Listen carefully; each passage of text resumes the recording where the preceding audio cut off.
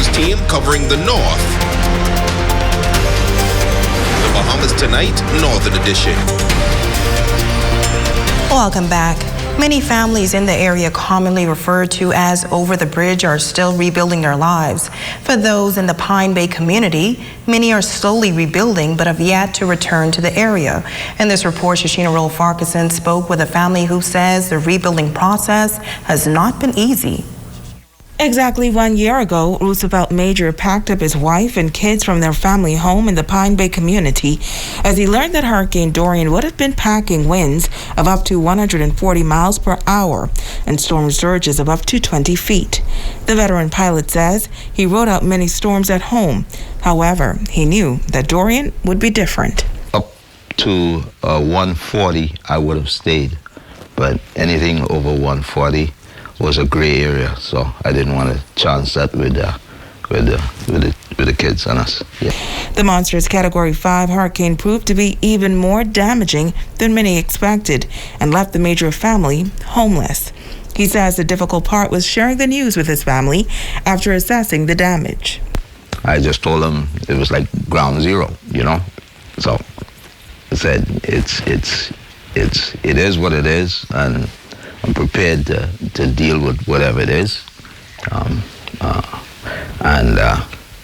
I just brought it onto them in that fashion, and then slowly I invite them up, you know, to come and see, you know. Son, 11-year-old Roshan Major says, despite losing their home, he knew one thing: God had a plan. And we heard that Hurricane Dorian, or when we was homeless, we all were sad, but I knew this was all God's plan for us to have a new life, a restart button. I stayed strong, and I knew that we were all going to get through this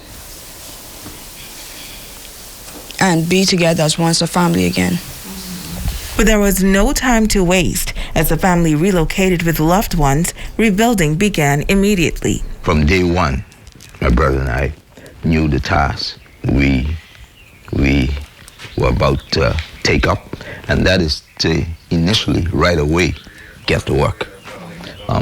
Without any looking for any assistance or whatever, we just roll up our sleeves, and from day one after the hurricane, we started.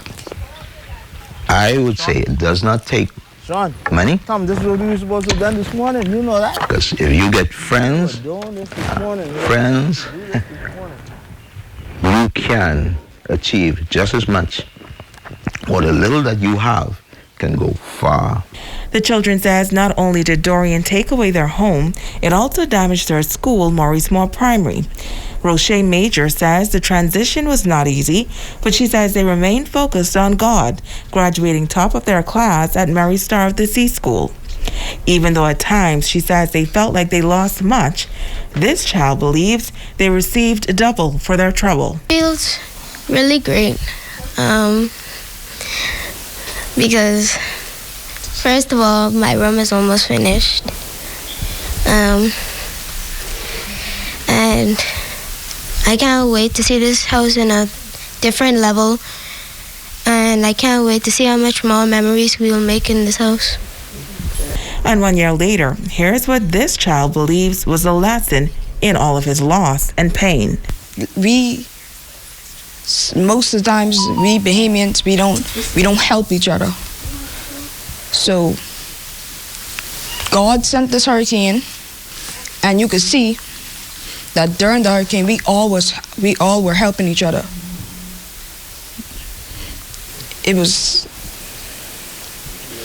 just a message from God to tell us to work together instead of pulling each other down. Shoshana Roll-Farquharson, ZNS Network News.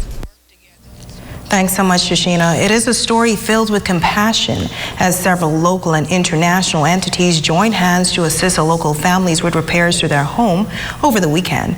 The group sharing plans for the home repair project and is encouraging others to do their part to assist those in need.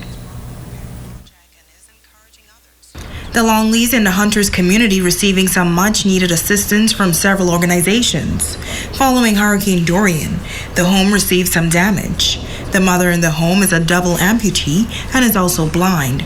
Bishop Sidney McIntosh and Member of Parliament for Central Grand Bahama, the Honorable Hiram Lewis, say they believe that it is their duty as responsible citizens to provide assistance. This initiative was considered by myself along with 9/11, UB along with Minister Aram to take this on. The lady here, she's a double amputee, and also she's blind. Taking out the old kitchen, the old cabinets, putting in a new kitchen for her, restoring her bathrooms. Of course, because of the wheelchair movement, a lot of the interior wall has been damaged, and over time due to wear and tear, and also because of leakage from the roof. Part of the interior has been destroyed. So in partnership with the church, we seek to now restore this better than it ever was. Even on the roof that used to leak, there's a basic asphalt roof right now. We seek to take that off and put a metal roof on, which is more resilient. Project manager of Heart 9/11, Leroy Noel, says this story touches him in a special way. Something that touches me very greatly because I'm from this area. I grew up in this area. I went to Louisiana Primary, I went to Hawksville and so forth. So being back into this area with Heart 9/11 being our sponsor, along with Revelation Faith and UB and different stuff like that, and with the minister, Hiram Lewis, to give back to this Longley family today, a woman that I know all my life growing up, to now being a double amputee and blind, handicapped woman. So it touches me on both folds. The area member of parliament says he hopes that more civic-minded individuals would come together and take part in initiatives like these. There are other projects in the community throughout the island of Grand Bahama, from east to west, that have similar needs, and even if they're not amputees, there are still some physical challenges with their homes, and with the limited funds that we have as a government and even as a church, once we combine our efforts, we believe that it'll make a difference. As you have heard and seen so far, Hurricane Dorian did not discriminate. The destructive storm had mercy on no one. In East Grand Bahama, several churches were destroyed. 1 year later, some are rebuilding. Ramiko Knowles reports. To God be all the glory. Great things He has done. September 2nd, 2019, Hurricane Dorian moved at a snail's pace over Grand Bahama, unleashing Category 5 winds, deadly storm surge, and flooding that claimed the lives of many residing on the island's eastern end. Driving through the area today is a stark reminder of the catastrophic impact of Hurricane Dorian. Residents of Pelican Point are still recovering. Some homes have been rebuilt, and others are still being repaired. But Eastenders are not without hope. You may recall that St. Matthew Baptist Church was completely destroyed by Hurricane Dorian, but today the structure has been restored. Pastor Freddie Lang says it has been an emotional journey thus far. I must give thanks firstly to God, and also we've had Southern Baptists of the United States, Louisiana and Mississippi district in particular, have really been instrumental in our help thus far. So by all means, we're getting there. We're making strides. It should be really nice. Oh, I promise you. It should be really nice. And then, of course, the church is the only house of faith in Pelican Point, and Pastor Lang notes that it is the community's lighthouse. Witnessing the destruction in the wake of the storm, he stood in faith, believing that it would all work out for the greater good in the end. Even though the devastation was rough and tough, my faith was very strong. I never really looked too much at what it was, but rather what it will become. And so my words of encouragement to others who are still going through, because many others, hundreds of people right in East Grand Bahama still have a long way to go. And my encouragement to them is to apply your faith with works. So you'll have bathrooms in the front, male, female bathrooms in the back. In here is your choir room where the choir come and pray and stuff before service. He says that plans were in motion to upgrade the sanctuary and additional rooms are now being added. We added some bathrooms in the front part of the church. A store is going to be in the front there, bookstores and some other stuff will be in there.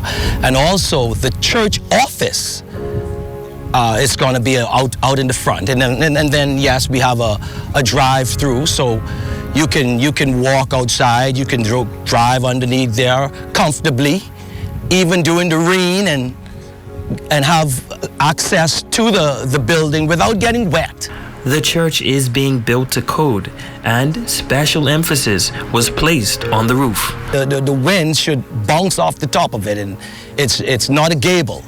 It's a hip roof, and so it should be able to withstand even more wind than the previous roof. Pastor Lang says that when residents saw the church being rebuilt, it encouraged them to work on their homes, but some say it may take years before their lives are fully restored. Thanks so much for that motivational story, Romiko. And coming up, our Facebook friend of the day when we return.